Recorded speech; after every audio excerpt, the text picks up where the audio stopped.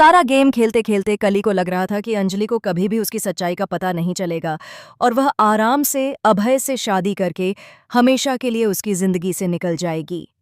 लेकिन कली यह बिल्कुल नहीं जानती थी कि अंजलि अवस्थी उन औरतों में से हैं जो अपनी बेटी की तकलीफ को कभी नज़रअंदाज नहीं करतीं और सच का पीछा तब तक करती हैं जब तक उसे पकड़ न ले। रानी मौजूमदार से बातचीत करते करते अंजलि सीधे दामोदर मौजूमदार तक पहुंच गई और वहीं से उसे ऐसा सुराग मिला जिसने पूरी कहानी की दिशा बदल दी। कली को लगता था कि वह कभी गिरफ्तार नहीं होगी, लेकिन अंजलि अवस्थी उसकी सोच से कहीं ज्यादा तेज निकली। सुराग मिलते ही अंजलि ने सबसे पहले अपनी सबसे बड़ी दुश्मन कली को गिरफ्तार करवाया। कली की गिरफ्तारी के साथ यह साफ हो गया कि कली और वेद की कभी शादी हुई ही नहीं थी। इसका सीधा मतलब है कि अब वेद और आरती की शादी तय है। लेकिन उससे पहले रानी मौजूमदार एक बड़ा धमाका करने वाली है।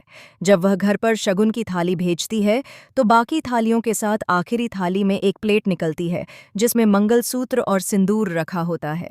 उसके साथ एक चिट्ठी भी होती है जिसमें लिखा होता है कि वह घर आकर पहले सिंदूर लगाएगी, फिर मंगलसूत्र पहनेगी और उसके बाद लाशें बिछाकर वहां से लौट जाएगी।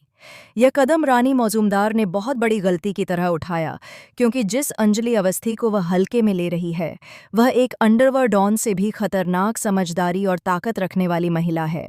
अंजलि अपनी बेटी से इतना प्यार करती है कि उसने कली की सच्चाई का पता भी लगवाया और उसे गिरफ्तार भी करवाया। कोर्ट से आर्डर तक ले आई और वेद और आरती की शादी भी करवाना चाहती है ताकि उसकी बेटी की जिंदगी पटरी पर लौट आए।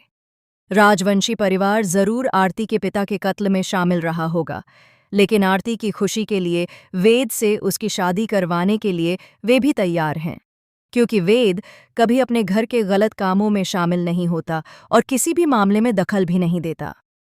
कुछ दिन पहले जब वेद अपने घर गया था तो परिवार उसे जल्दी शादी करके आरती को घर लाने की बातें कर रहा था।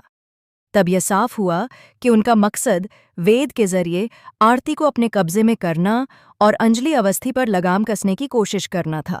लेकिन उन्हें यह नहीं पता कि अंजलि अवस्थी पर किसी भी तरह की लगाम नहीं लगाई जा सकती।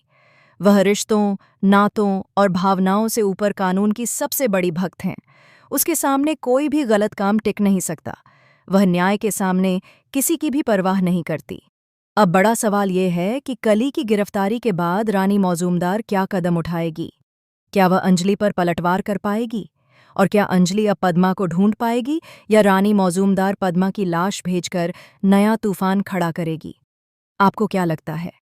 अपनी राय कमेंट में लिखें और ऐसे ही धमाकेदार ट्विस्ट जानने के लिए चैनल को सब्सक्राइब जरूर करें।